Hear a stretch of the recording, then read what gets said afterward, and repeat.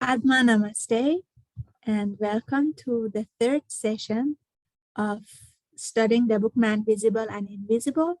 Let's begin with a short invocation. Please close your eyes. Inhale and exhale slowly and deeply. Relax your body. Calm your mind and calm your emotions. Mentally say to the Supreme Being, Divine Father, Divine Mother, to Master Shua Kuksui, to Lord Mahaguruji Meiling, and all the great ones, all the holy gurus, holy masters, saints, archangels, holy angels, and spiritual helpers. Thank you for all of your priceless blessings, for divine light, divine love, and divine power, divine guidance, help, and protection, inner healing and physical healing, good health and happiness, prosperity and abundance, spirituality and illumination. Thank you in full faith. Inhale slowly, inhale all the blessings. Exhale slowly and be aware of your whole body. Inhale slowly. Exhale slowly. Inhale slowly, inhale all the blessings. And exhale slowly. Now please be aware of your heart. Put your hands in a namaste position on your heart. Be aware of the presence of each and every person in this session and mentally say, Namaste. Thank you for being here. And when you are comfortable, gently open your eyes with a big smile. Adma Namaste and Happy Lunar New Year to all the people celebrating it. So let's begin with chapter 9. In the previous chapter, we discussed about the mineral kingdom, the vegetable kingdom, the animal kingdom, and here we continue with the study of human consciousness and human kingdom, basically. So as usual, we will read from the book and then we will try to discuss. If you have any questions, as usual, please put in the chat and we will talk about it more. Okay, so if you remember, we already discussed about the mineral, the vegetable, the animal. Now we discuss about the human, and then we move on to superhuman, or here it says spiritual. So when we turn to the consideration of the band of color which represents humanity, we at once note several quite new features. In this case, the band retains its full width not only through the whole of the physical plane, but also through the whole of the astral, showing that human is capable of all varieties of desire to the fullest possible extent, the highest as well as the lowest. It also exhibits the full width in the lowest level of the mental plane, indicating that as far as that level is concerned, human's reasoning faculty is fully developed. Higher than that, however, the development is not yet full. So here you see that humanity, a person, general humanity has all like full control over the physical, the etheric, the astral, lower and higher, and the mental, lower part of the mental plane. But the higher part is still just a small triangle. So means not everyone still has the power to make use of the higher faculties, but the majority is capable of reasoning and using the lower mental faculty. An entirely new factor is introduced in the blue triangle on the higher mental plane, which is here, betokening the possession by the human of a causal body and a permanent reincarnating ego. This blue triangle corresponds to the other triangle in the circle, which is seen in plate 3, this one. In the great majority of mankind, the point which denotes consciousness of any sort on the higher mental level does not rise beyond the third or lowest of them. Okay, so most of the humanity, even if the higher faculties are developed, it's only on the lowest, not really goes to the higher levels of the arupa levels of the mental plane. Okay, so we said the lower ones are rupa, the 4 lower ones are rupa, and the 3 higher ones are arupa. Rupa means with form, arupa means without form. Okay, so lower responds to lower mental faculty when we think there is a creation of a thought form, and higher one is abstract, it's without form. So it says even the majority who are even using the higher faculties is only on the lowest one, which is the 3rd level, not yet even 2nd and 1st. So that is indicated by this triangle. It is not, of course, implied that humanity can function consciously at these heights as yet. In the most primitive types, desire is still emphatically the most prominent feature, though the mental development has also proceeded to some extent. Such a person during life has a dim consciousness in his or her astral body while asleep. And after death, he or she is very fully conscious and active on the lower astral subplanes. Okay, so it means it shows that everybody has full control over the astral plane. It doesn't mean that it's still conscious. So you see that not everyone can consciously do astral traveling, or when they sleep, they can use the astral body during their sleep, which is called lucid dreaming. So it means you have full consciousness and full control over your astral body during sleep life. Okay, so we may remember the sleep, but most of the humanity don't yet have full control over the astral body during the sleep or in waking consciousness. In fact, that and even after death, when the consciousness first from the physical plane move on into the astral plane, there is still no means the consciousness is still in the lower subplanes of the astral plane, and gradually, eventually it moves higher, until the consciousness goes to the mental body and then unite with the higher soul. So in fact, that lower astral life usually forms nearly the veil of the interval between his incarnations, for as yet he has practically nothing of the life of the heaven world. The consciousness of the person at this level is undoubtedly centered in quite the lower part of the astral body, and his or her life is principally governed by sensations connected with the physical plane. Okay, the more lower emotions we have, and the more the person is engrossed in lower emotions, then it becomes harder to move forward and move to the mental world. Sometimes in some textbooks, spiritual or religious textbooks, the astral plane is often called hell and the mental plane is often called heaven. Okay, because I think there was a session on death or life after death. We discussed that when we die, purging happens, and then layers of the astral body rearrange themselves in layers, because as we discussed, these elementals make these bodies, and the purpose of the elemental is to be closer and closer to the physical world and physical body, because that is their purpose. Means their purpose is to descend more and more into matter, and they have some dim consciousness. It's not like higher consciousness, but it's lower consciousness.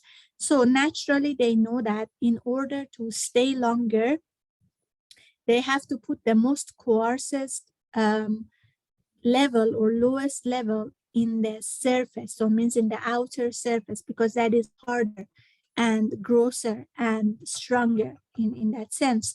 So the whole astral body rearrange in itself into concentric circles with the coarsest and lowest vibration in the outer, and then it goes more and more subtle inside.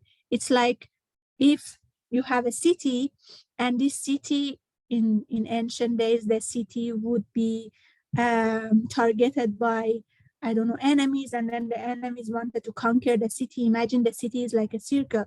Then you put all your strongest people and, you know, military on the outer level, and then you put the children inside so that the military can protect the whole city, something like that. So the astral body rearrange itself like that, and therefore the person, whatever the person perceives in the beginning, is only the lowest vibrations. And if we had a lot of energies and emotions like that, initially life after death becomes like a scary movie, because even in good people we only see their lowest vibration, because we only can perform from the lowest vibration, or the coarser matter, which is in the outer circle. And as we learn the lessons and these circles, these layers get disintegrated, then our consciousness can rise higher and higher, and then we can see the astral matter in those vibrations gradually until the whole thing disintegrates and we go to the mental world. Okay, so for a person with lots of lower emotions, that would be the case first. Now, the ordinary person, the ordinary humanity, the ordinary person of our own civilization is still living almost entirely in his or her sensations, although the higher astral is coming into play. But still, for him or her, the prominent question which guides his or her conduct is not in the least what is right or reasonable to do, but simply what he or she himself desires, herself desires to do. So we know that solar plexus is the lower emotion center, but it's also the emotional will center. So it means the willpower which is triggered by emotions. So for most of the people, so here says ordinary person, the willpower is still pretty much governed by the solar plexus and is governed by desires. So means it's not governed by ajna, it's not governed by reasoning, it's not governed by logical will, but the emotional will. Okay, and I remember a quote by Master Chua Kok Sui also, that will of the masses is still is emotional will or solar plexus will. So that's why it's quite easy to trigger and manipulate, because most of the people decide and act based on their emotions, not based on reasoning. So it means sometimes if the person even know what's right, they say, I know this is right, but I don't feel like doing it. And then they won't do it. So that means pretty much they're still functioning from the solar plexus. The more cultured and developed begin to govern desire by reason. That is to say, the center of consciousness is gradually transferring itself from the higher astral to the lower mental. Slowly, as person progresses, it moves up further still, and he or she begins to be dominated by principle rather than by interest and desire. So it means as the person is developing, the center of consciousness from the solar plexus, from the emotion and desire, moves into reasoning, lower mental.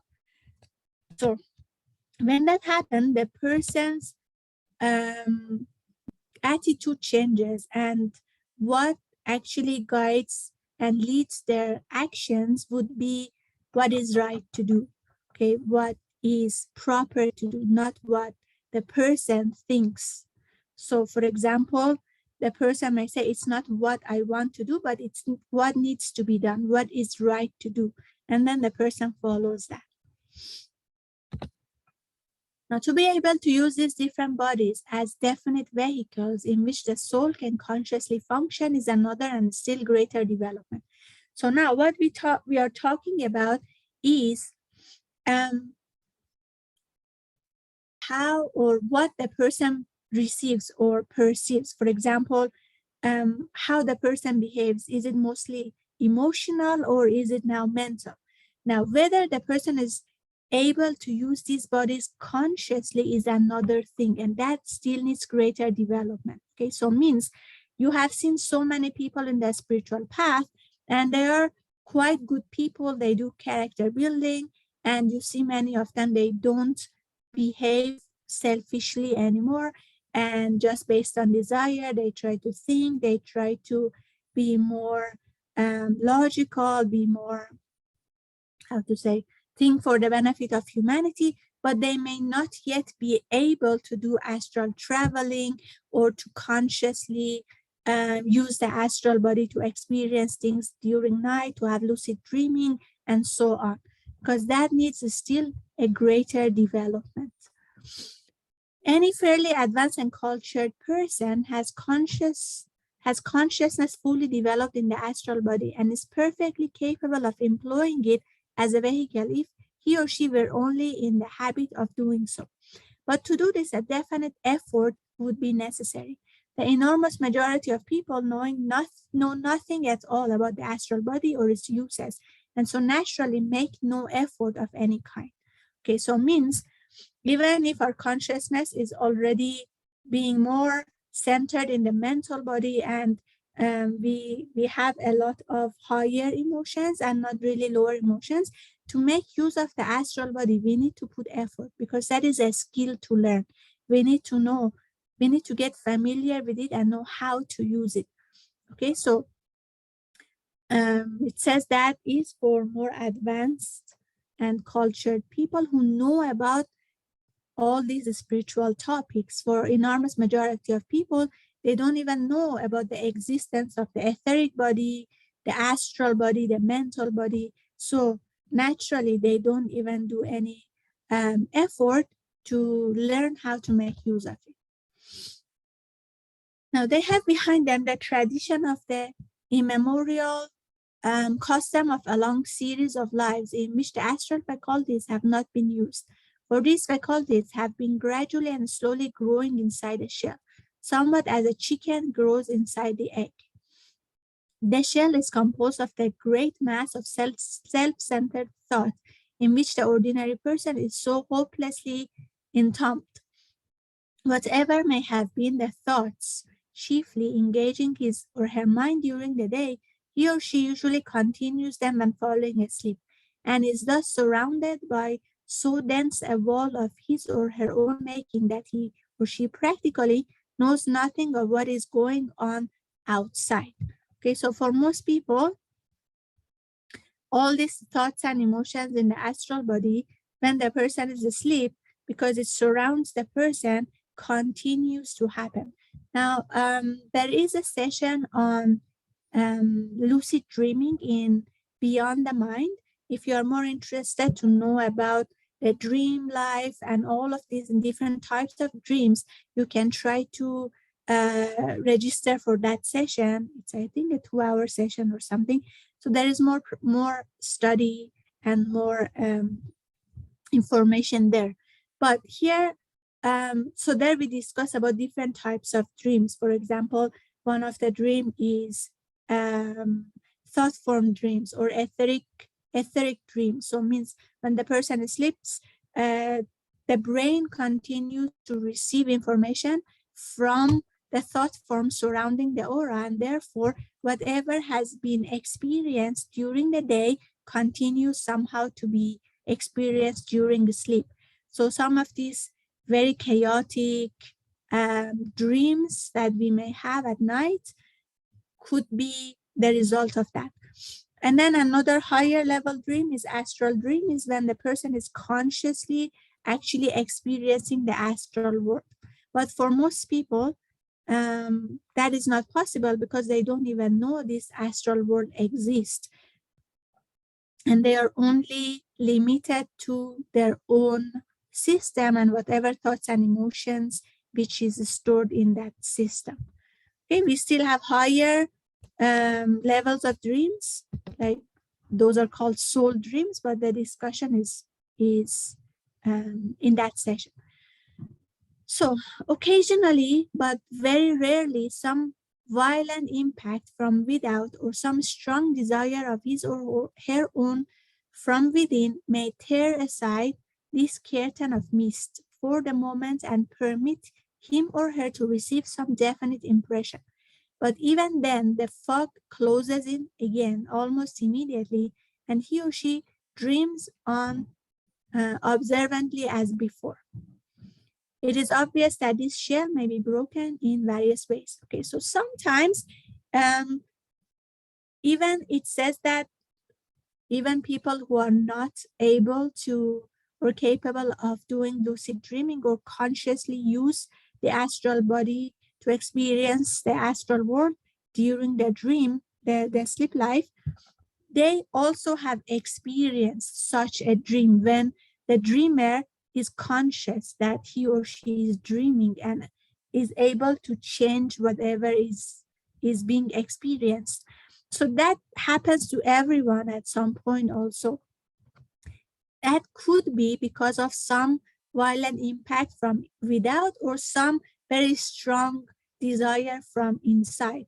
So for some moment or maybe occasionally, once in a while, for the person to experience the astral world, so means to actually go beyond this mist that surrounds the body and experience the astral world. But then the fog closes in again and the person is not able to do that anymore. So it's like, it's not really consciously, but it's like once in a while the person experiences that. Now, this fog or this shell could be broken in various ways. And if that happens, then the person would be able to consciously function in the astral plane. Now, one way with which this shell could be broken is first, in the far distant future, the slow but sure evolution of the person will undoubtedly gradually dissipate the curtain of mist so that he or she will become conscious by degrees of the mighty world of intensely active life which surrounds him or her. So it means one way of doing that is through evolution. So it means as we do our spiritual practices, incarnation after incarnation, at some point, we reach to the level that we gain the power and control over the astral body and the astral plane. Second, the person himself, having learned the facts of the case, may be steady and persistent effort from within clear away the mist and gradually overcome the inertia resulting from ages of inactivity.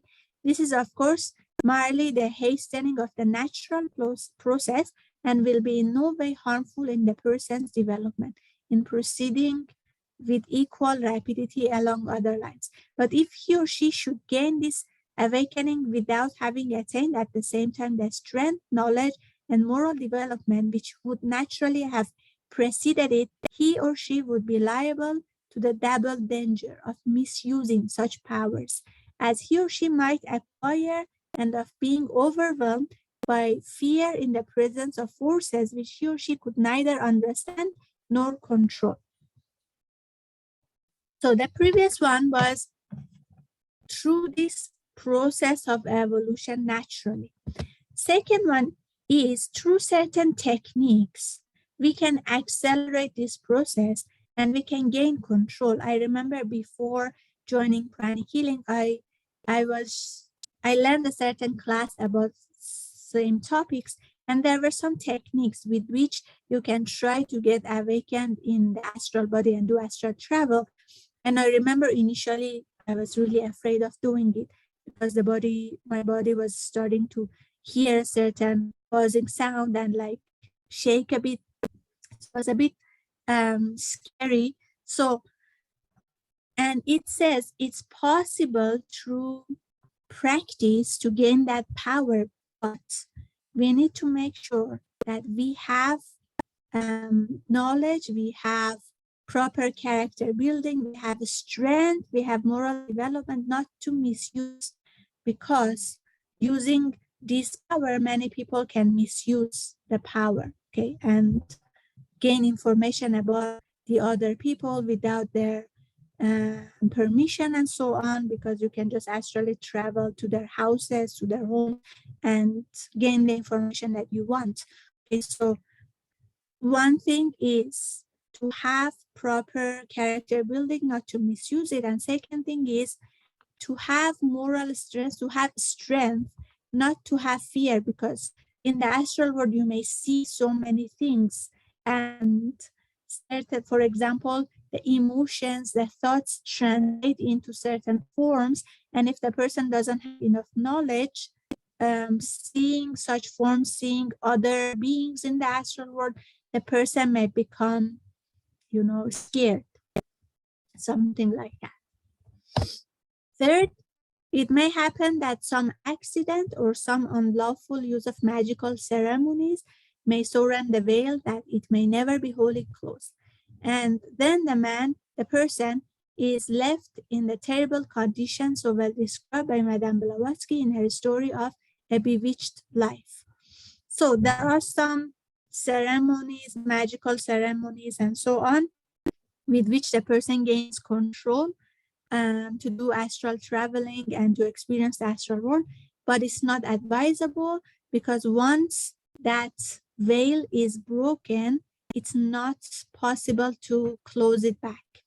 Okay, so I think in pranic having pranic psychotherapy knowledge, you can actually try to connect. I think there was one discussion usually we have in pranic psychotherapy, what is the difference between a clairvoyant and a psychotic, and it deals with the protective web of the chakras. So basically, if the protective web gets broken and punctured, then it becomes very difficult to close it back. Of course, with pranic psychotherapy knowledge, we know how to do it, but for a person who doesn't have knowledge, then it would be very difficult to close it back, and then the person is going to be psychologically affected as well.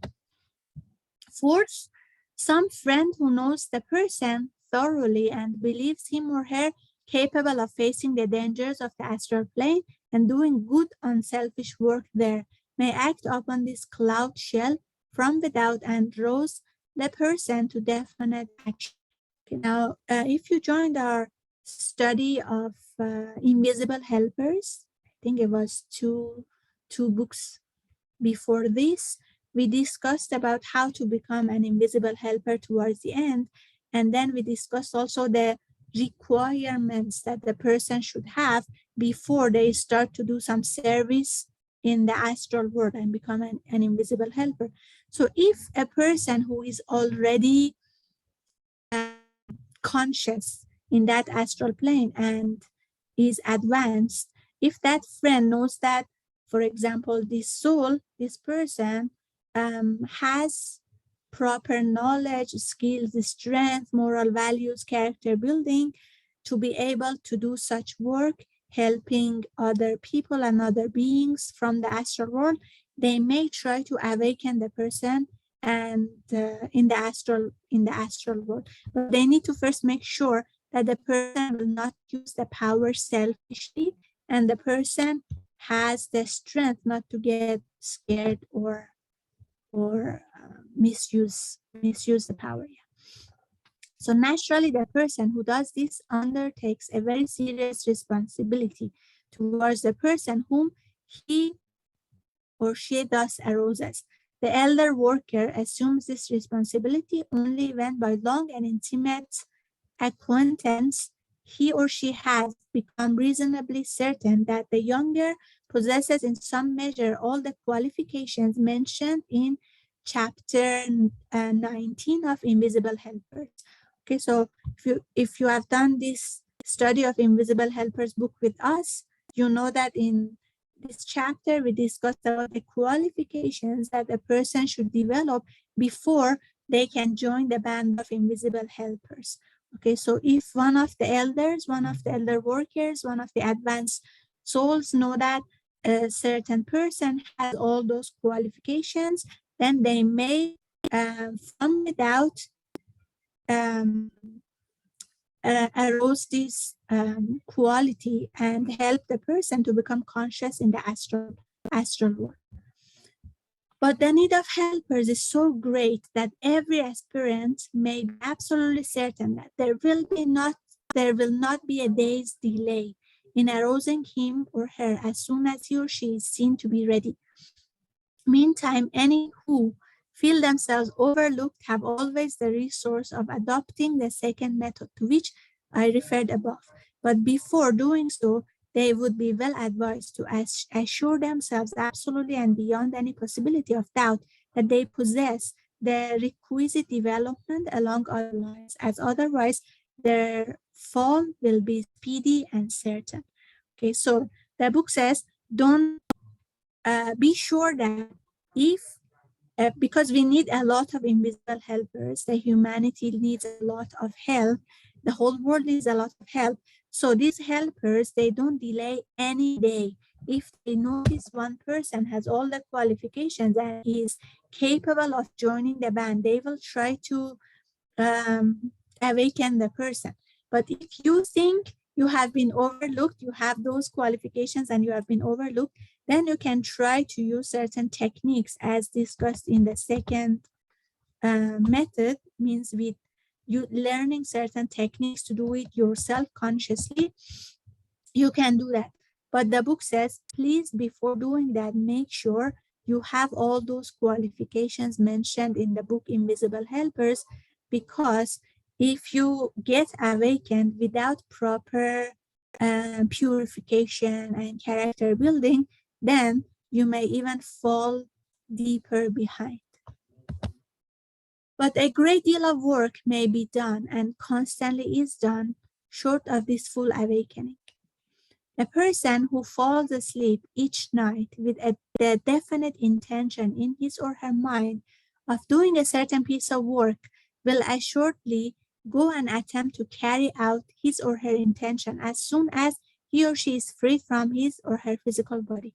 But having done his or her best in connection with that particular case, he or she is almost certain to let the fog close around him or her once more, simply because he or she has for ages been unaccustomed to initiate a fresh line of action when functioning apart from the physical brain. Okay, so it means if you really, really want to help and you still don't have the power to consciously do it when you sleep, before you fall asleep, try to think of what you want to do, a proper thought, a positive thought. For example, you want to heal people, you want to spread spirituality, you want to spread, I don't know, Twin Hearts meditation, you want to spread Master Chokusu's works or whatever.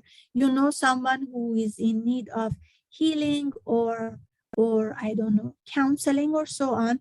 Before you sleep, you make this intention that tonight I want to be used as an element of service. You may even in particular mention what service you want to do. For example, you can say, I want to do healing for this specific person or for anyone who needs help. And then you sleep. So because of that thought, your astral body actually follows that when you are asleep. Okay. But once that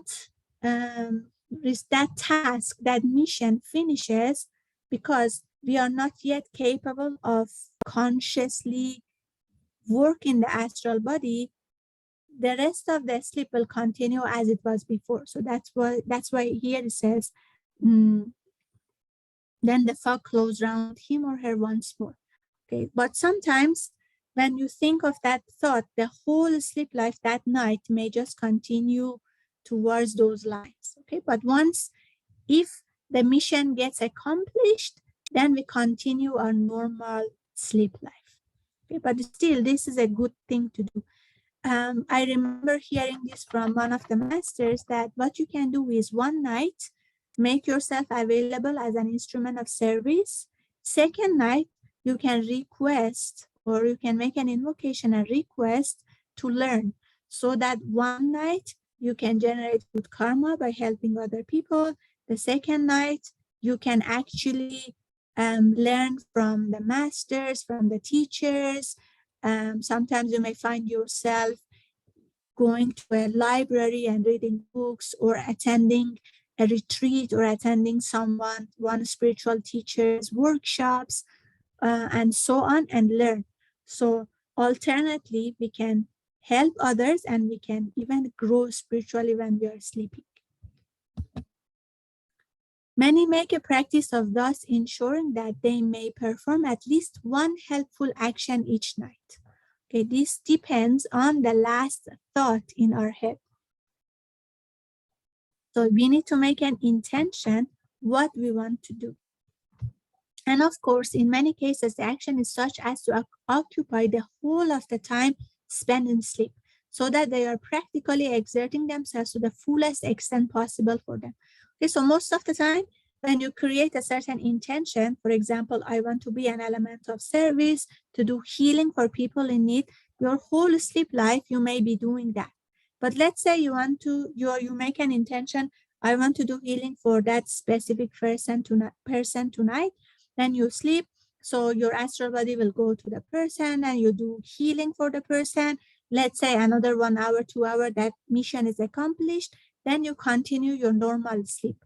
So that's why it says depending on the thought before we fall into a sleep, sometimes that whole action takes over the whole sleep time, but sometimes it finishes before that and then we continue our normal sleep.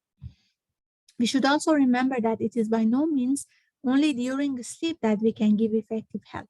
The strong living thought can be sent out at any moment and can never fail in producing its effect. So it means we should not wait for us to fall asleep and do service. We can even create positive thoughts when we are awake.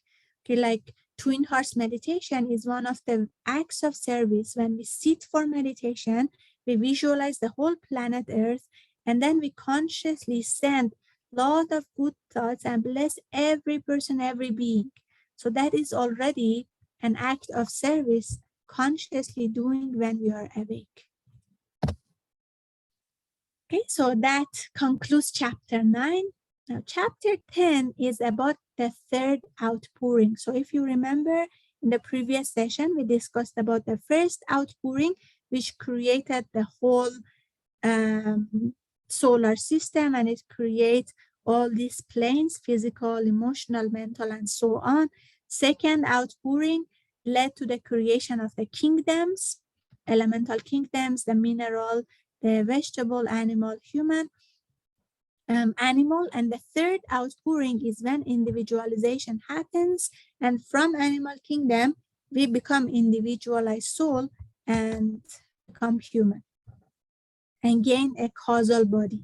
So here you see first outpouring, second outpouring, which had involution and evolution, and the third outpouring, which leads to individualization. So this chapter will be about that. In order to understand the formation of the soul in humanity, there is another great factor which must be taken into account.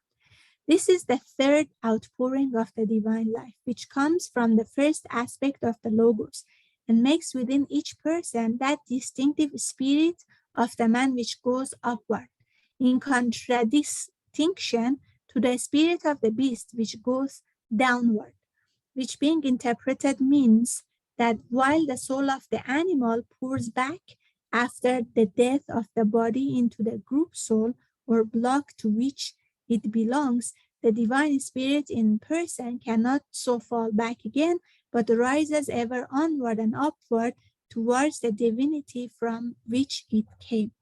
Okay, so means when we're still in animal kingdom, when the soul dies, the consciousness when the animal dies, the consciousness, that portion of the soul goes back to the group soul, but then the individualization happens, then it doesn't move backward to the group soul, but it moves forward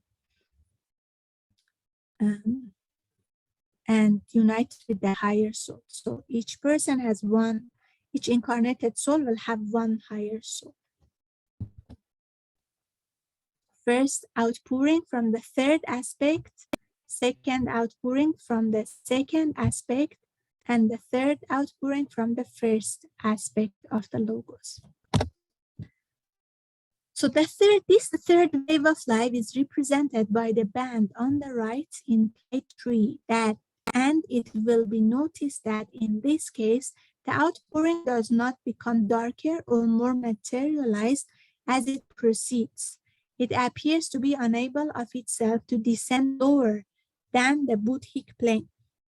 And there it hovers like a mighty cloud, waiting for an opportunity of affecting a junction with the second outpouring, which is slowly rising to meet it. Although this cloud seems to exercise a constant attraction upon the essence below it, yet the development which makes the union a possibility must be made from below. So means, from the first aspect of the logos, this third outpouring comes, but it cannot come lower than the Buddhic plane. So here it hovers in this area, waiting for a moment to join with this second outpouring, which is now rising slowly and steadily upward. So although this third outpouring is creating the attraction, but the effort should be made from below. So means, as the animal souls, the group soul is moving more and more towards evolution, at some point they become so close to becoming human, and then this junction, this union happens, and then that animal, the soul becomes individualized and move into human kingdom and acquire a causal body. So the illustration usually given in the East to explain the neophyte to comprehend this process is that of the formation of the water spout. There also we have a great cloud hovering over the sea. So imagine this great cloud is representing the third outpouring, which is now hovering in the Buddhic plane. There also we have a great cloud hovering over the sea, on the surface of which waves are constantly forming and moving. And imagine this wave is representing the second outpouring and the animal, the souls of the animal kingdom, which is ready to become individualized. Presently, a great finger is extended from the cloud, an inverted cone of violently whirling vapor. Underneath this, a vortex is rapidly forming in the ocean. But instead of being a depression in its surface, as is the ordinary whirlpool, it is a whirling cone rising above that surface. Now imagine the cloud is here, it's like extended lower here to be united with this vortex of energy, but instead of the vortex going down inside the ocean, the vortex is also moving upward. And so at one moment there is union. Steadily the two draw closer and closer together until they come so near that the power of attraction is so strong enough to overleap the intervening space. And suddenly a great column of mingled water and vapor is formed where nothing existed before. In just the same way, the group souls of the animal kingdom are constantly throwing parts of themselves into incarnation, like the temporary waves on the surface of the sea. And the process of differentiation continues until at last a time comes when one of these waves rises high enough to enable the hovering cloud to effect a junction with it. And it is then drawn up into a new existence, neither in the cloud nor in the sea, but between the two, and partaking of the nature of both. Okay, so you see, we discussed that this animal group souls continues to divide. So it divides and subdivides and grows, okay, and evolves. And all these particles of it, it's like one wave being pushed up and being like thrown out towards this cloud. At some point, when that animal has already very much evolved, one of the qualities we discussed previously, light, love, and power, that enables that animal to individualize from the rest of the group, then that one will get united with this. It will not live in the animal kingdom nor in the Buddhic, so it will be like somewhere in between. So you see that the causal body is located, the higher soul is located in the causal plane, which is also referred to this higher mental plane. Lower mental plane, higher mental plane.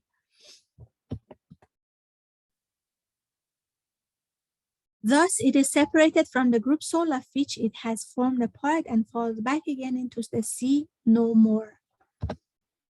Anyone who has made a friend of a really intelligent domestic animal will readily understand how this happens, for he or she will have seen the intense devotion manifested by the animal for the master, whom he or she loves, and the great mental effort which he or she makes to understand his or her master's wishes and to please him or her. So there was a video shared by Sajid, I think, in a group that shows animals becoming more intelligent, more loving, and so on.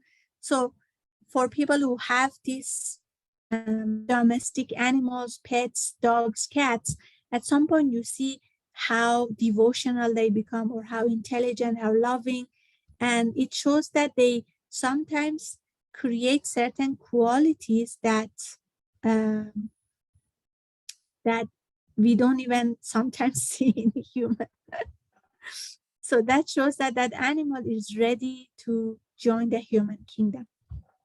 Obviously, both the animal's intellect and his power of attraction and devotion will be enormously developed by these efforts, and the time will come when, in this way, he or she will raise himself or herself so much above the general level of his or her group soul that he or she will absolutely break away from it, and in doing so, become a fit vehicle for this third outpouring by the junction with which the individual is formed, which thereafter follows its own course of evolution back again to divinity.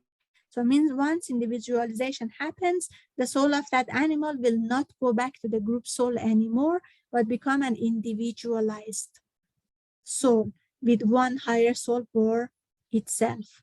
Okay, there was another video also, I think shared by Saraswati, if I'm not mistaken, that the crow was more intelligent than the human. That was a funny one. So you see some of these animals really show high levels of devotion, love, intelligence, and so on. So it means they distinct themselves from the rest of the animals, from the rest of their group, and they're ready to individualize. And when that happens, the third outpouring actually, they unite with that third outpouring and individualize. It is sometimes asked why, if the essence was divine in the beginning and returns again to divinity at the end, if the human monad was all wise and all good when it started on its journey, long journey through matter, it was necessary for it to go through all this evolution, including, as it does, much sorrow and suffering, simply to return to its source in the end. But this question is based on a complete misconception of the facts. When what is sometimes, though perhaps inappropriately called the human monad, came good one, there was no sort of individualization in it. It was simply a mass of monadic essence. Sometimes some people ask, like, if the human monad or the divine spark in pranic healing language, if that is already all wise and all good, why we need to incarnate and experience all these sorrows and sufferings and this long, long evolution journey and go back to it again? Why do we need to all this? So why all this exists? Now, this is misunderstanding. As we discussed earlier, the higher soul is pure but not perfect. Same goes with the human monad initially. So it means not individualized, is not capable of controlling, receiving impressions, and then responding to it and gaining control, having control over the physical, the astral, the mental, and so on worlds. So it's pure, but it's not perfect. So all these is to actually be able to receive impressions, respond, and gain control and become perfect actually. So it means the good qualities are there, but they're not manifested yet. So all this evolutional journey is to make it manifest, to manifest it. as Master Shokugsu says, manifest your greatness. So the greatness is there, but it's not manifested yet. We need to manifest it. The difference between its condition when issuing forth and when returning is exactly like that between a great mass of shining nebulous matter and the solar system, which is eventually formed out of it. The nebula is beautiful, no doubt, but vague and useless. The sun formed from it by slow evolution pours life and heat and light upon many worlds and their inhabitants. The essence comes forth as a mere outpouring of force. Even though it be divine force, it returns in the form of thousands of millions of mighty adepts, each capable of himself developing into a logos. Okay, so means initially we are not individualized, that human monad is not individualized, is not capable of manifesting, materializing, and so on. It's like a nebula which is not yet manifested into the solar system. Okay, so it means the capability is there, but it's not yet manifested. Similarly, so initially, yes, it's all pure, but it's not perfect. As we go through all these sorrows and sufferings and long evolutionary journey, we go back to it as adepts, each capable of becoming into a logos.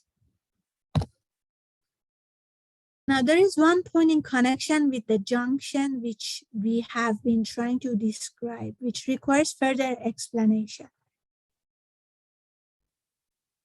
A curious change has taken place in the position of the monadic essence. All the way through its long ages of evolution in all the previous kingdoms, it has invariably been the ensouling and energizing principle, the force behind whatever forms it may have temporarily occupied. But now that which has hitherto been the ensouler becomes itself in turn the ensouled. From that monadic essence, which was part of the animal group soul, is now formed the causal body, a splendid ovoid form of living light, into which the still more glorious light and life from above has descended, and by means of which that higher life is enabled to express itself as the human individuality. Okay, so means before the person, that animal becomes individualized and move into human kingdom, there is no existence of causal body.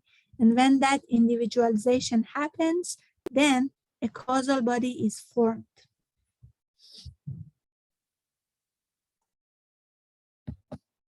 Nor should any think that it is an unworthy goal to reach as a result of so long and very an evolution, thus to have become a vehicle of this last and grandest outpouring of the divine spirit. It must be remembered that without the preparation of this vehicle to act as the connecting link, the immortal individuality of person could never come into being. No fragment of the work which has been done through all these ages is lost, and nothing has been useless. For the upper triad thus formed becomes a transcendent unity. Okay, so all these years and eons of years of evolution, which happens from elemental kingdom to mineral to vegetable to animal, when we have group souls and so on, is not lost. All of those were needed to reach to this point to have this causal body.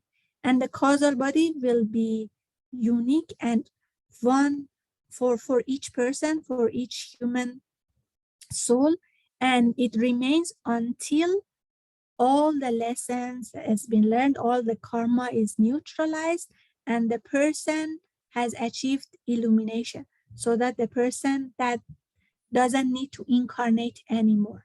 Then the causal body will disintegrate, and the soul moves forward, moves upward, not by conversion of the Godhead into flesh, but by taking of the manhood into God. Okay. Without that long course of evolution, this final consummation could never have been reached, that human should rise to the level of divinity, and that thus the very Logos himself should be made more perfect, in that he has of his own offspring, those upon whom that love, which is the essence of his divine nature, has for the first time been fully lavished, and by whom it can be returned. A stage of development much in advance of the ordinary person is typified for us by the band on the extreme right of the diagram in plate 4. There we have the image of the highly spiritual man. Okay, so the human is referring to general humanity, and the spiritual is actually for a developed person, for a highly spiritual man whose consciousness has already evolved even beyond the causal body, so that he or she is able to function freely upon the Buddhic plane, and has also a consciousness, at least when out of the body, upon a plane still higher than that, as is hinted by the white point.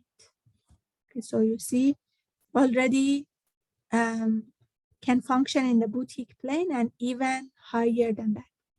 It will be seen that in his or her case, the center of consciousness, denoted by the widest part of the ribbon, is not at all as before upon the physical and astral planes, but lies between the higher mental and the Buddhic.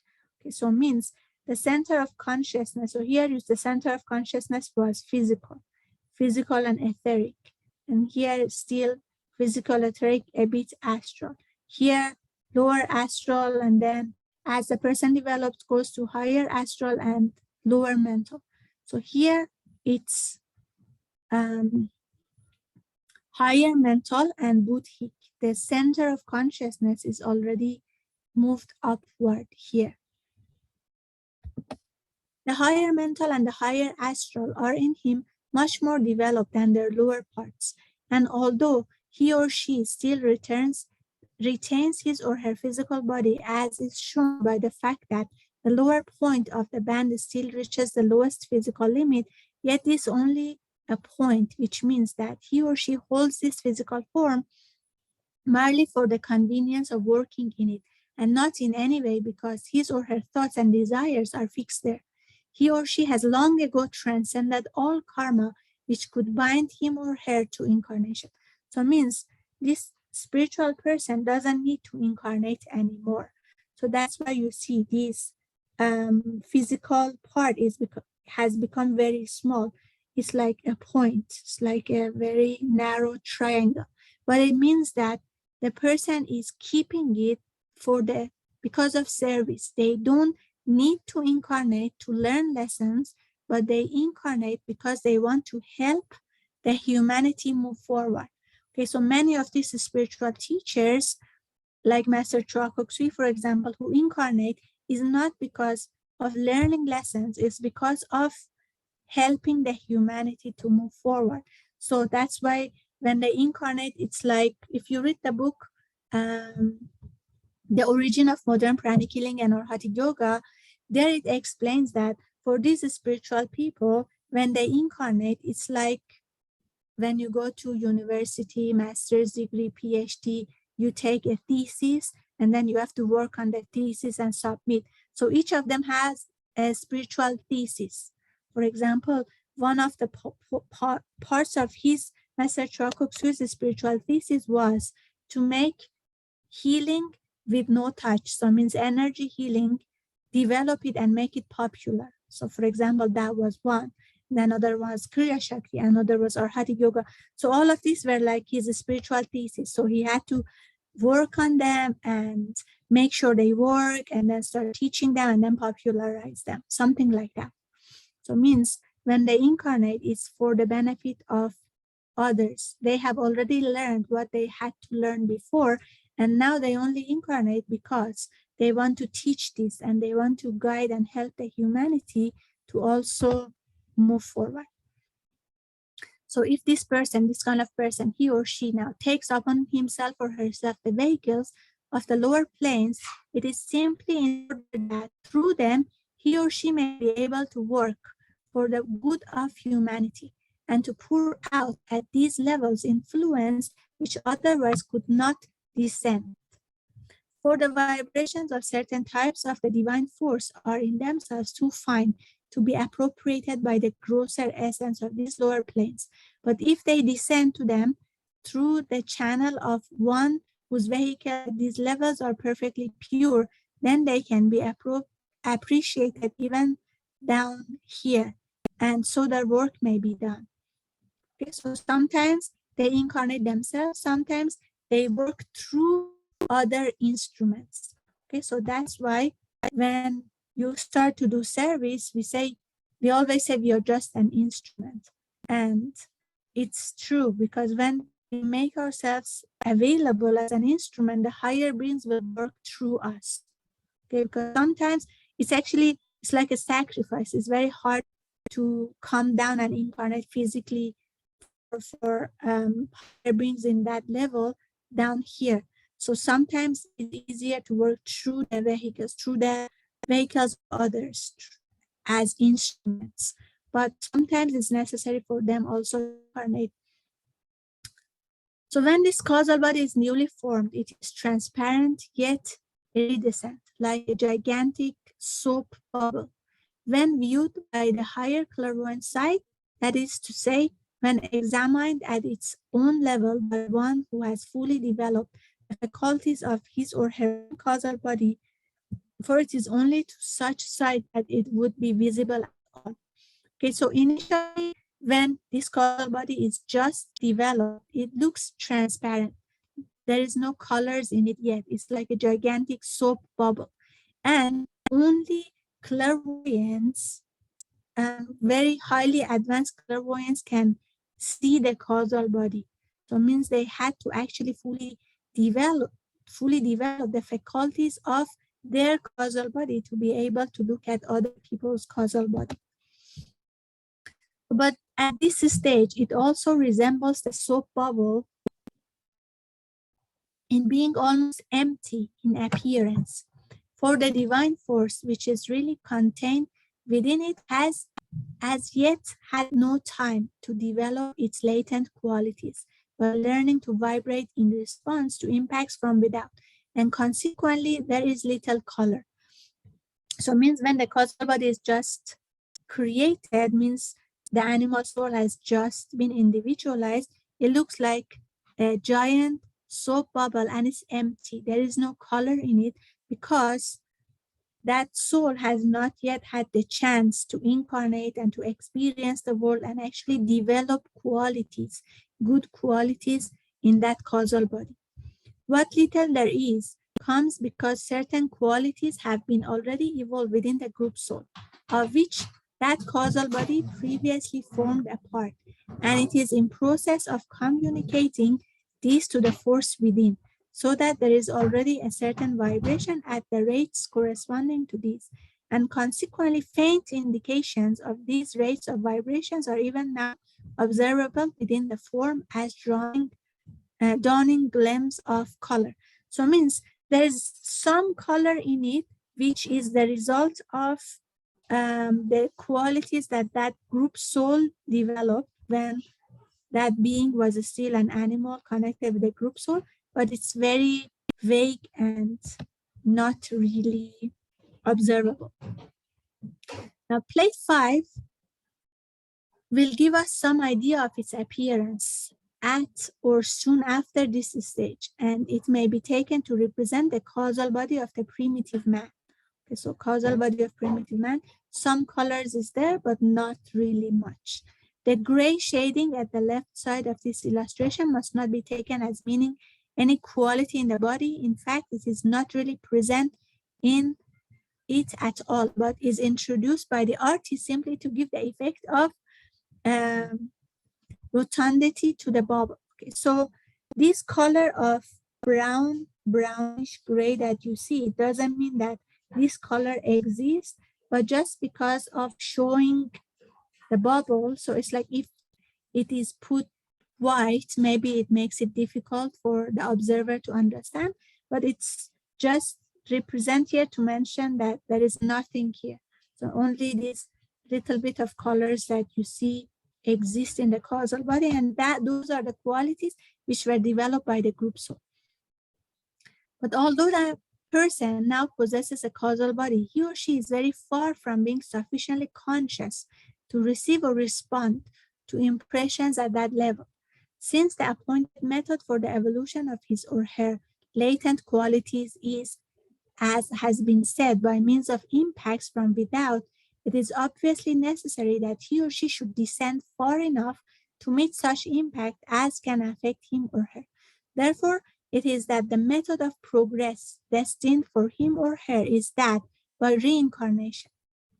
That is to say, by putting forth part of himself or herself into these lower planes for the sake of the experience to be gained there and of the qualities which that experience develops, and then drawing back again into himself or herself, bearing with him or her the result of his or her endeavor.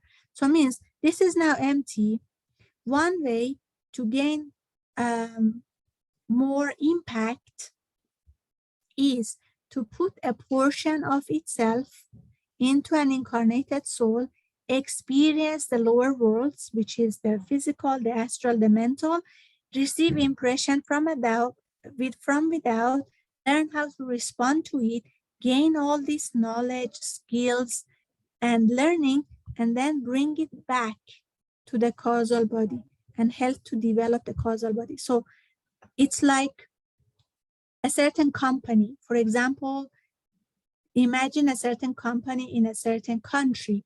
Now this company already, it has learned whatever could be learned in that country. So they cannot learn anything more. So to learn more, they have to send their staff to other countries to gain knowledge, skills, and then come back to that company and teach it to the rest of the staff, something like that. So the causal body, in order to evolve, has to put a portion of itself and incarnate in these lower worlds, experience the worlds, receive impressions, respond, and then bring back whatever learned to the higher soul and help the higher soul evolve.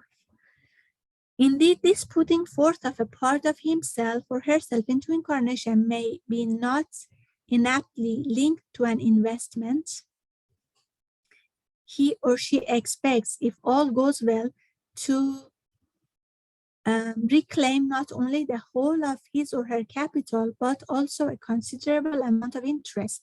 And he or she usually obtains this. So it's like an investment. The person this higher soul makes an investment by putting a portion of himself or herself as an incarnated soul and expect to receive it back plus interest, which usually happens. But sometimes when the soul didn't really follow what the idea was and the plan was and actually wasted that life, that could be like a bankruptcy, or that investment went bankrupt.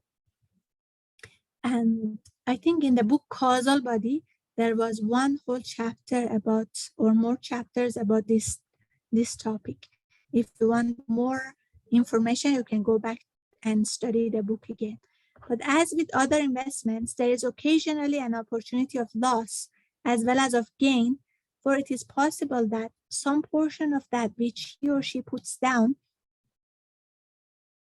may become so entangled with the lower matter through which it has to work that it may be impossible wholly to reclaim it. The consideration of how this may happen hardly belongs to our present subject, but it will be found fully explained in the astral plane. And also, I think in the causal body book by Arthur Powell. Okay, so means if this higher soul puts a portion of itself as an incarnated soul, that incarnated soul gets so engrossed into matter that the higher soul cannot really take it fully back, because a portion of it is so attached to the material world that cannot be taken back anymore. Then that becomes like a loss. The soul puts himself down under the impulse of what in the East is called Trishna, or thirst, the thirst for manifested existence, the desire to feel himself or herself alive.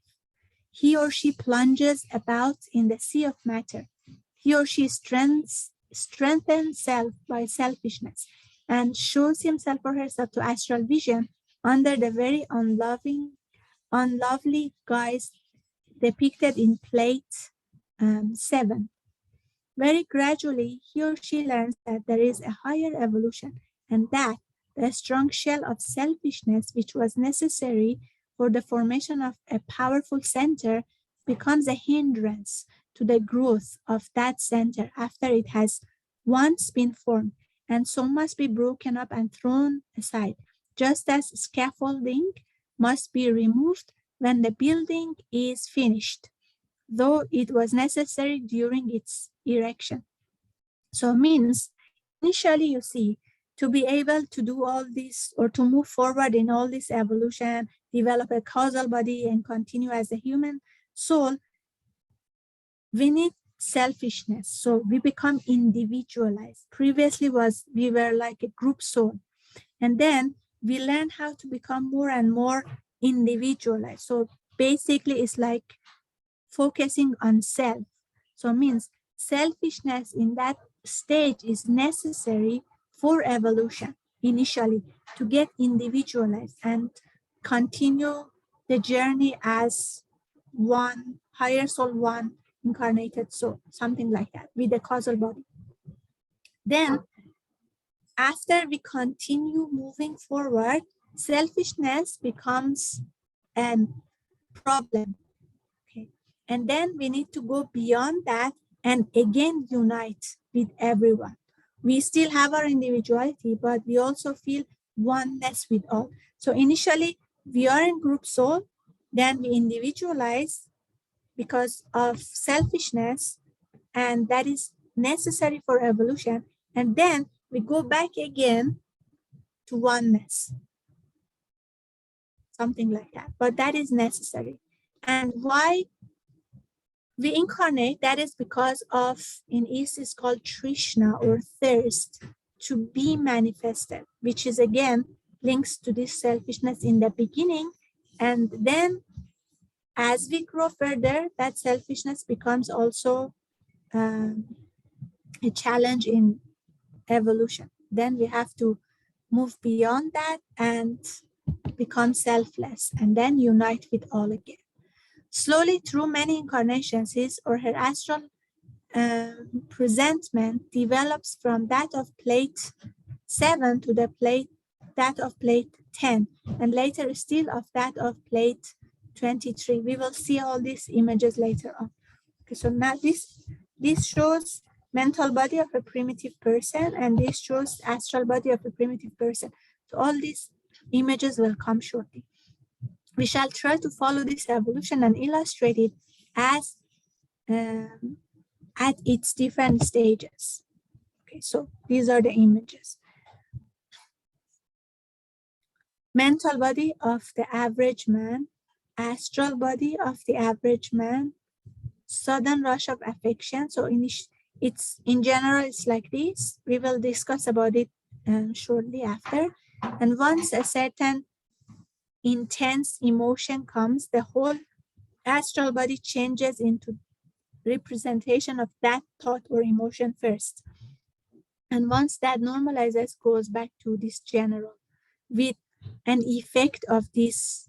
So here is the affection. So with an effect of this affection. Now, if it's anger, then the whole astral body will resonate as anger and then goes back to the general sense with a tint of anger. So something like that. Plate 12, sudden rush of devotion. You see blue color. Affection is like rosy color. Intense anger. Shock of fear. Average man in love. See pink color. And irritable man. Okay, we are going to talk about this in chapters coming. So chapter 11, how man evolves. If you have questions, please put in the chat. Otherwise, I'll just move forward. How man or how a person evolves. The soul puts itself down first into the matter of the lower levels of the mental plane. Immediately and in a certain sense automatically, a vesture of this matter is drawn round him or her, a vesture which is an exact expression of such qualities as already exist in him or her, so far at least as they can be expressed at that level. For it must never be forgotten that each stage in its descent means submission to limitation, and that consequently no expression of the soul upon any lower level can ever be a perfect expression. So as the soul is incarnating, let's say, and the higher soul puts a portion of itself and wants to incarnate, so the soul puts itself down first into the matter of the lower levels of the mental plane. So from that causal plane first moves down to the mental plane and then draws around itself the matter of that level of the mental plane. And the exact expression of the qualities already exist in him or her. It is merely an indication of its quality, just as a picture painted by an artist is a representation in 2 dimensions of a scene existing or imagined as existing in 3 dimensions. Okay, so as this soul is going down level by level, it becomes bound to more and more limitation. Okay, for example, if you are experiencing the 3D world by looking at the scene, and when you paint it on a paper, that 3D scene becomes a 2D scene. So it means there is now a limitation there. Okay, so each time the soul comes down from causal plane to mental plane to astral plane to physical plane, more and more limitations will be imposed on it. So the picture represents the scene as nearly as it can be represented on a flat surface by means of perspective. But in reality, almost every line and angle in it must of necessity be unlike the line or angle which it is intended to image. Okay, so means when a painter is drawing the 3D scene as a 2D scene on a paper, it looks like that image, that scene in 3D, but it's not exactly that. So it's like that. Each time a limitation is imposed, our perception of reality will be different from what the reality actually is. It might be close to it, but it's not it. In exactly the same way, the true quality as it exists in the soul cannot be expressed in matter of any lower level. The vibrations of the lower matter are altogether too dull and sluggish to represent it. The string is not sufficiently stretched to enable it to respond to the note which resounds from above. It can, however, be tuned to correspond with it in a lower octave, like a man's voice singing in unison with a voice expressing the same sound as nearly as the capability of the organism permit. Okay, so means when the soul comes down into mental level, astral plane, and physical plane, the soul cannot manifest its full true quality because of the limitations of these planes. Okay, it's like the sound being lowered down octave by octave in every plane.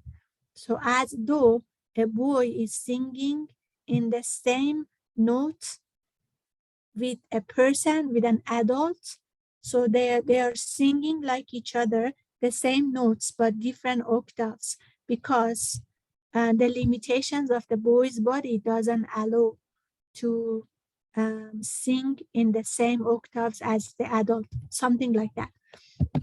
So means the soul has all those qualities, but is incapable of manifesting all of them because of the limitations of these planes. Thus, the color which expresses a certain quality in the causal body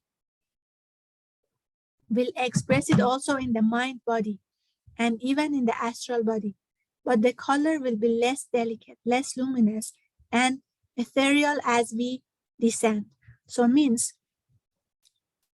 it's the same color, but it's less luminous, less delicate, and the vibration is different because of the limitations of the lower plates.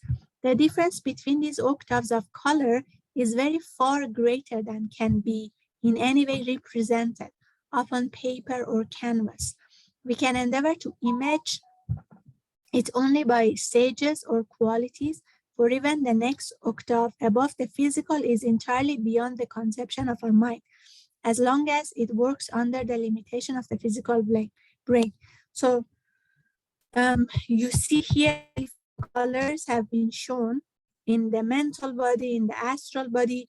So this is trying to represent the color in the physical world using the physical colors. Even in the astral body, these colors are entirely different. They are much more luminous and different quality. And it's not possible. It's impossible actually to picture them and to represent them with physical colors.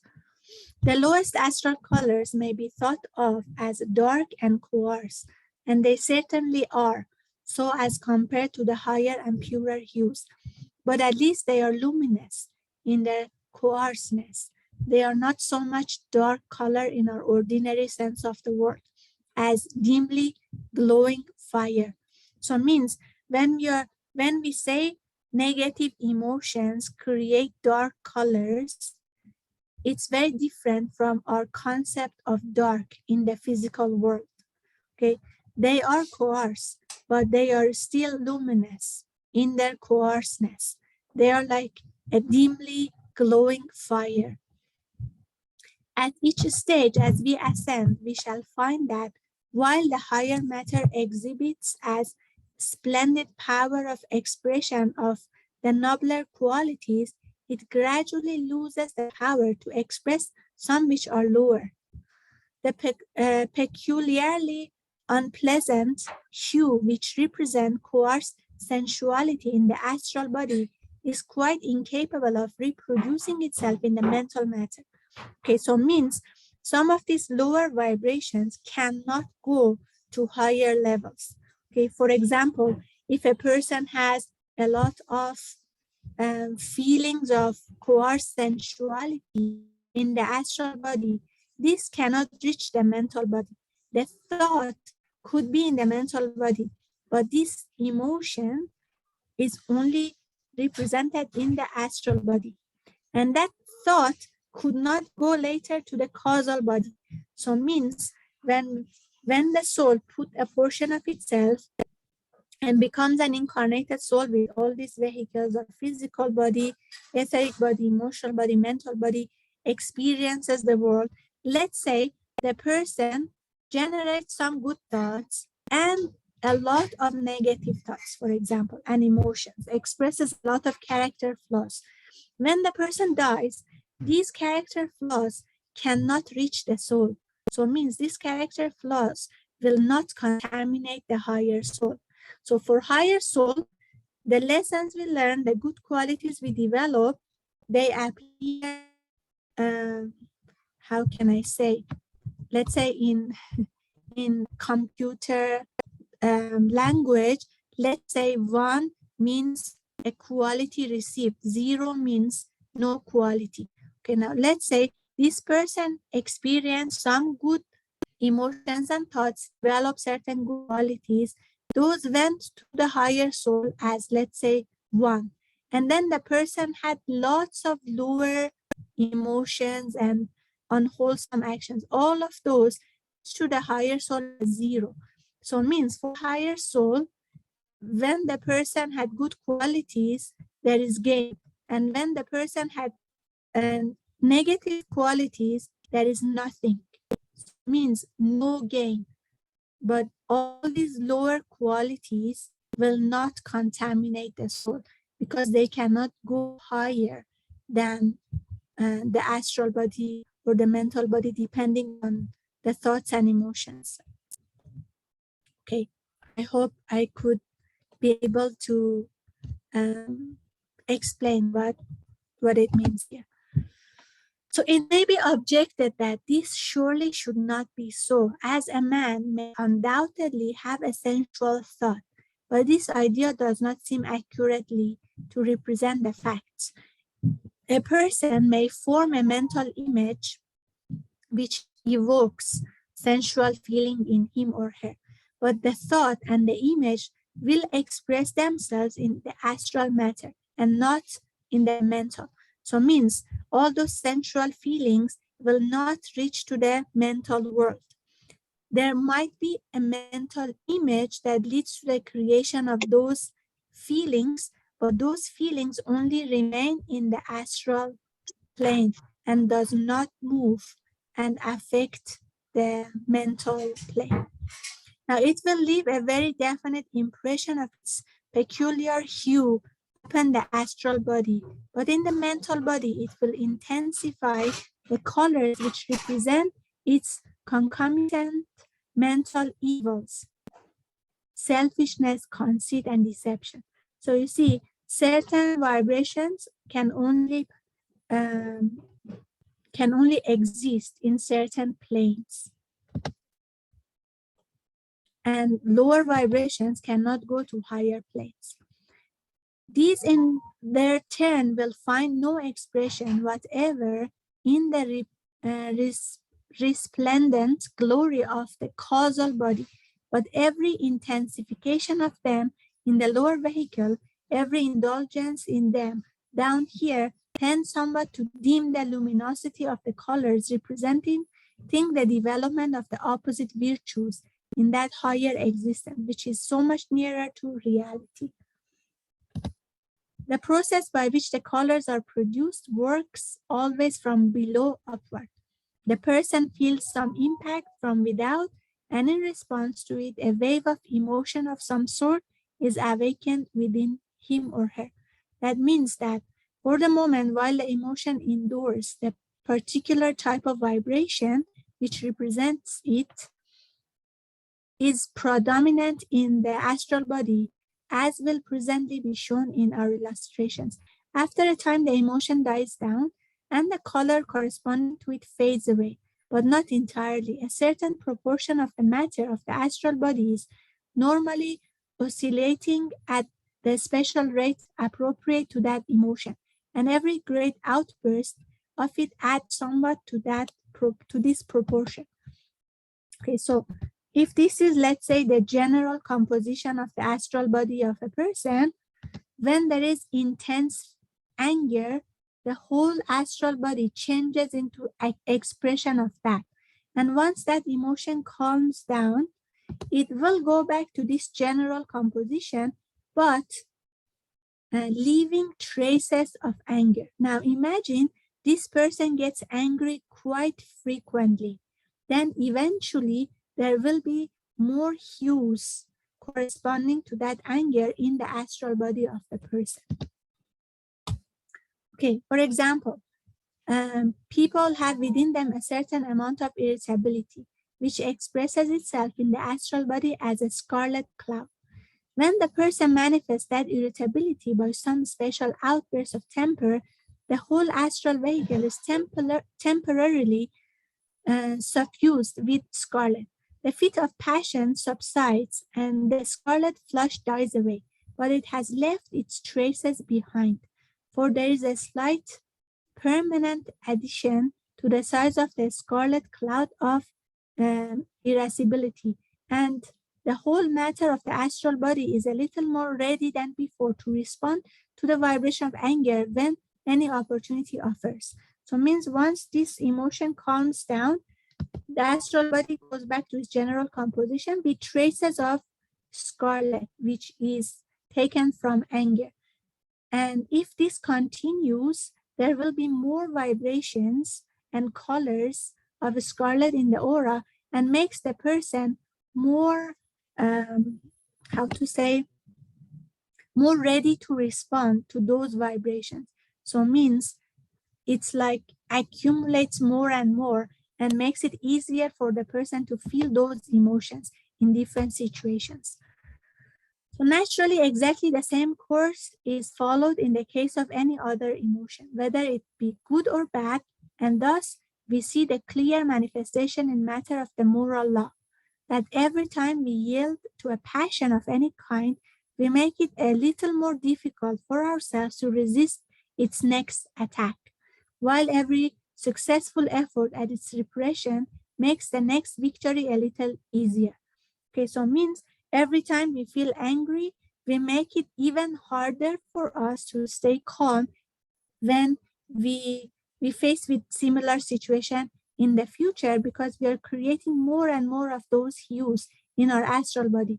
And every successful effort to control ourselves, so means all these practices for let's say psychotherapy, let's say character building, purification practices, blue triangle, what else, whiteboard technique, inner reflection, self and firm resolution, all these practices help us to reduce those hues from the astral body, so the next victory in a similar situation will be easier. The comparatively permanent color in the astral body means a persistent vibration, which in course of time produces its due effect upon the mental body also, creating a vibration of similar character at that much higher level, provided that the vibration is of such a character as can be reproduced in that finer matter. Okay, so if a clairvoyant look at the composition of the astral body of a person, they can roughly know what kind of emotions the person generally create, because the colors that has become somewhat prominent means those emotions are being created more in a certain person. For example, here, if this is a general composition of the astral body, it shows that, for example, sympathy, love, and so on is created quite regularly, something like that. It is by the same method of exciting sympathetic vibration that the higher qualities developed by the life on lower planes are gradually built into the causal body itself. Though at that level, fortunately for us, only the effect of the loftier emotions can be recorded. This is what we discussed earlier. Okay, so now let's say this person creates lots of good emotions. These good emotions eventually rise up and affect the mental body. Now, for especially for the emotions that can, or they are high enough to be able to represent or be reproduced in the finer matter of the mental body. Now, the same way, if the person starts to create more selfless thoughts, thoughts of helping other people, purer thoughts, and so on, those will also start to represent themselves in the mental body of the person almost permanently, and then rise above and eventually affect the causal body. So that is how we generate good qualities in the causal body. But unfortunately for us, only good qualities, loftier emotions can be recorded in the causal body. The lower ones cannot reach. So in the course of his or her many lives, the person develops within himself or herself many qualities, some good, some evil. But while all good development is steadily stored up and accumulated within the causal body, that which is evil can express its only to the lower vehicles, and so is comparatively impermanent. Under the mighty law of divine justice, every person receives absolutely the exact results of his or her own action, whether it be good or bad. But the evil necessarily works out its effect upon the lower planes, because it is only in the matter of those planes that its vibrations can be expressed, and it has no overtones capable of awakening a response in the causal body. Okay, I think that is clear. Its force, therefore, is all expended at its own level, and it reacts in its entirely upon its creator in his or her astral and physical life, whether it be in this or in future incarnations. So means we receive the fruit of whatever deeds we do, good or bad, but the bad ones could only be received in the lower levels, so means physical astral. Therefore, they cannot go to higher levels. So that's why the person has to face the consequence of all the actions, especially the not so good ones, in his or her astral and physical life. The good action or thought produces its results upon these lower planes too, but in addition to that, it has the immensely higher and permanent effect upon the causal body, which is so prominent a factor in the evolution of the person. The good qualities also, the good deeds also, we experience in this physical and astral and so on worlds, but also in the higher worlds, the higher the mental and causal. Okay, so and that will lead to the evolution of us, evolution of the person.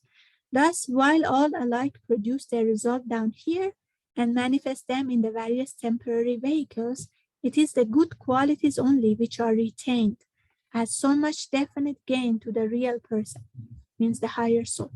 The evil meets him or her again and again on his or her successive descents into incarnation until he or she has vanquished it and finally rooted out from his or her vehicles all tendency to respond to it, until in fact he or she is no longer liable to be swept away by any passion or desire, but has learned to rule himself or herself from within.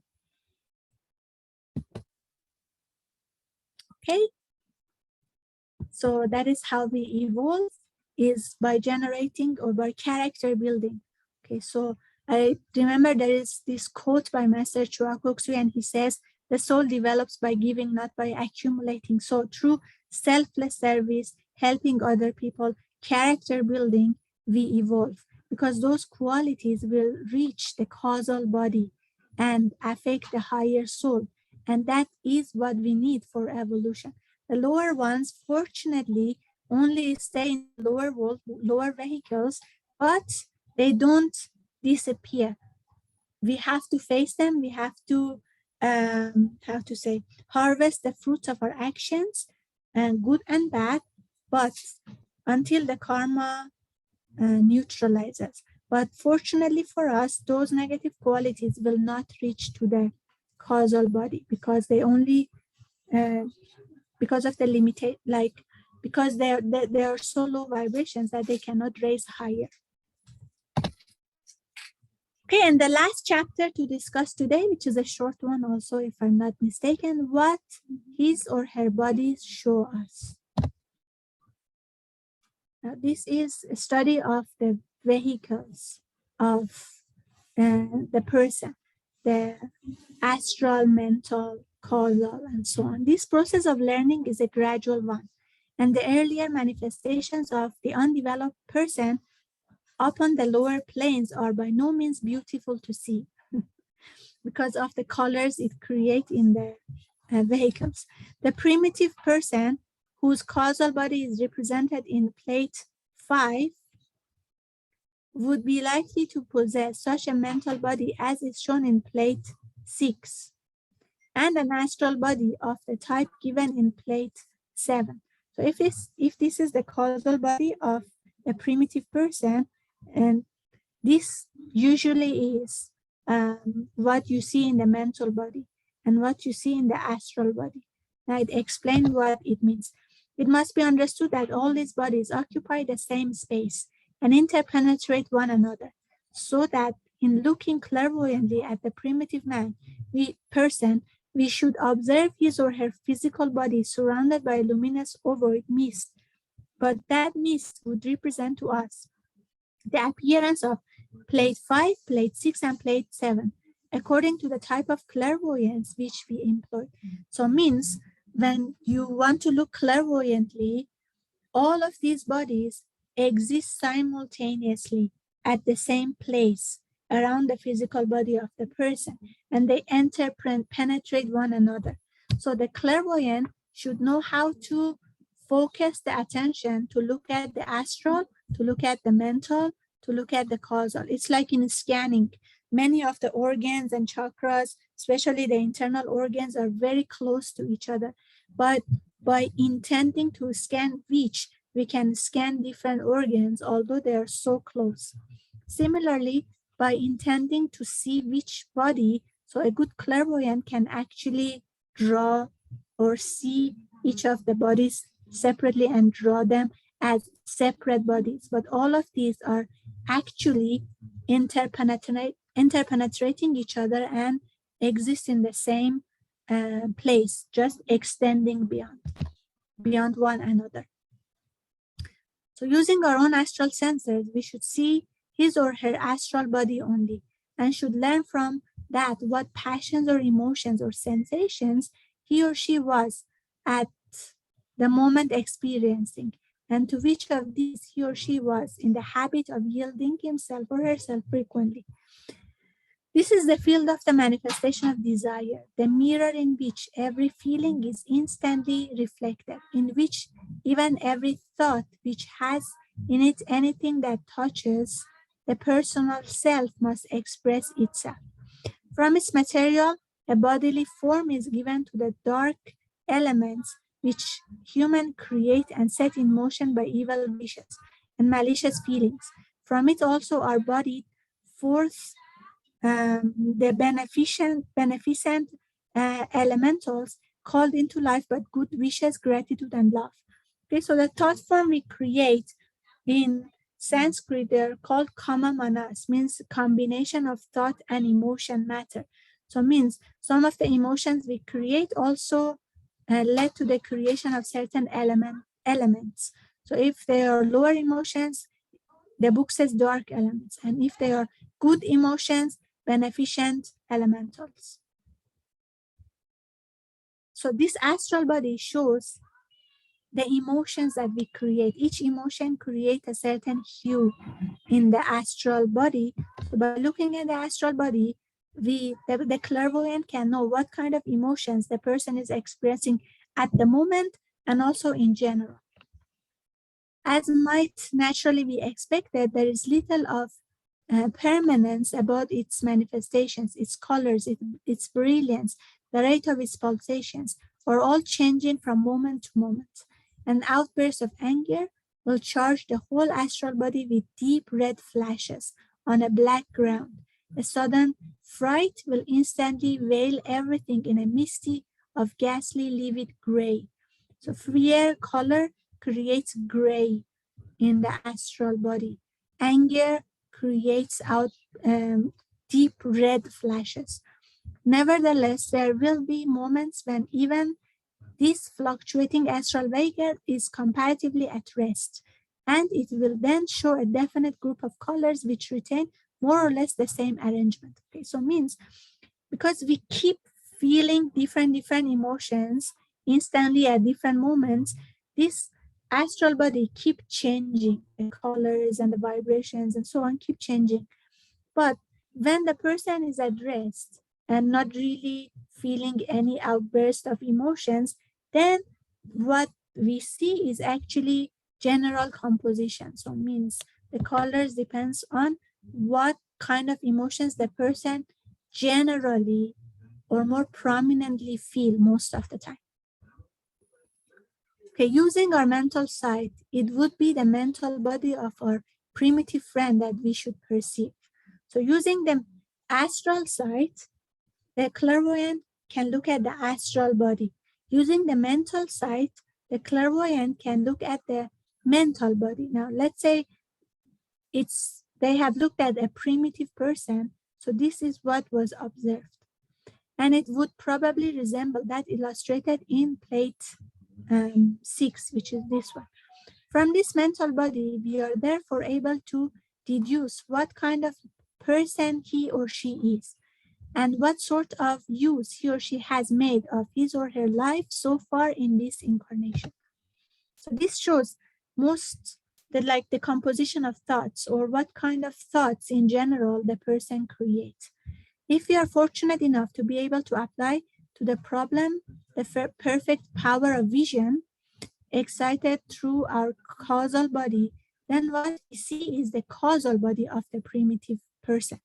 And from that, we know how for his life, his real life as a soul has advanced, how far his real life as a soul has advanced, and what progress the ego has made in its unfoldment towards divinity. Now, using the causal sight, the clairvoyant is able to look at the causal body of the person, and with that, they know how much development the person has had so far.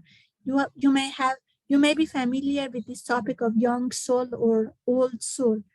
So by looking at the causal body of the person, the clairvoyant is able to see if this soul has been through incarnations many times, and how much development they already has, how much they have come forth until that stage.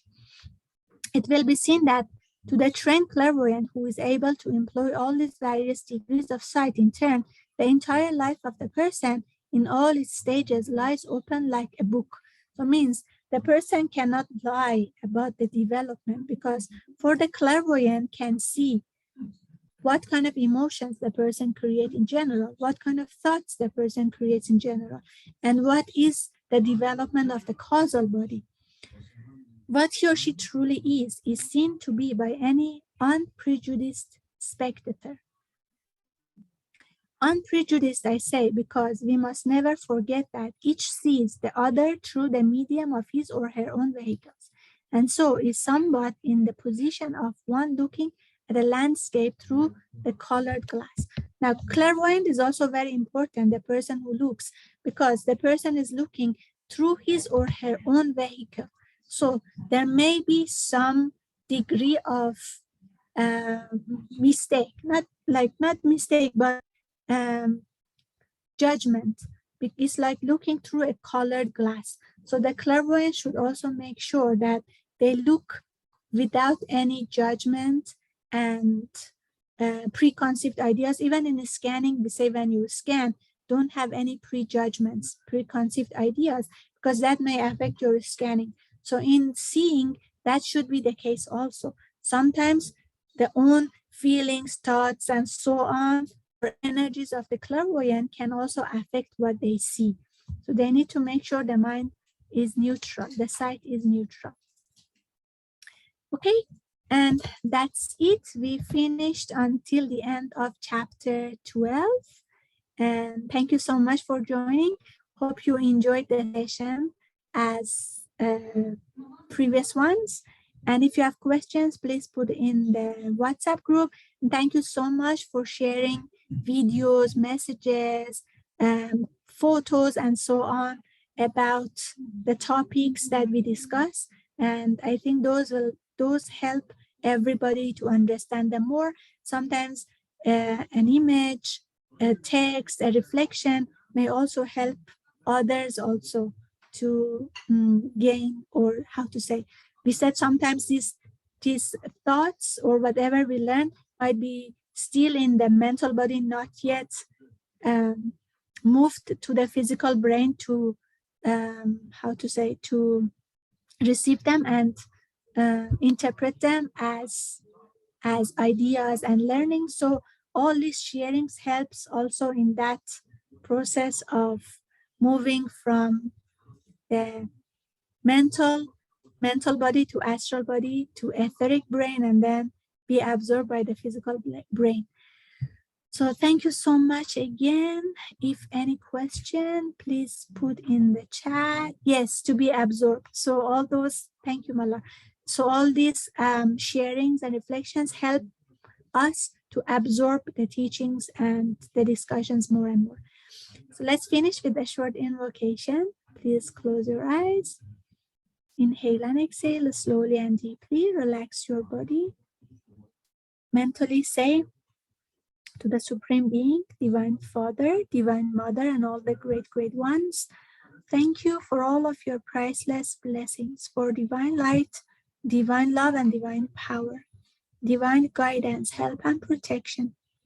Thank you in full faith. Inhale slowly, inhale all the blessings. Exhale slowly and be aware of your whole body. Inhale slowly. Exhale slowly. Inhale slowly, inhale all the blessings. And when you are comfortable, gently open your eyes with a big smile.